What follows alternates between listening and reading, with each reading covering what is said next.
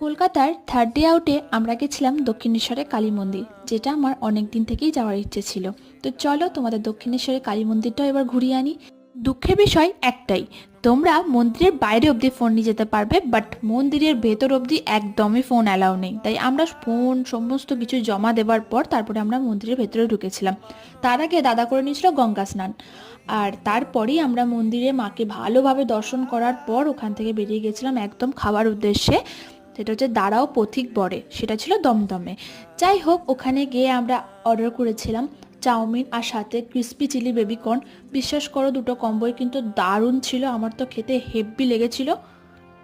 আমাদের সবাইকার রিভিউ ছিল খুব সুন্দর, আর তার সাথে বেবিও কিন্তু চাউমিন খাচ্ছিল, আসলে একটু চাউমিন খেতে ভালোই বাসে। তো তারপরে না ভেবে চিনতে ওখান থেকে একদম ডাইরেক্ট ট্রেন ধরে চলে এসেছিলাম বাড়ি। তো এইভাবেই গেল আজকের দিনটা। দেখাবে নেক্সট একটা ভিডিওতে, ততক্ষণের জন্য বাই।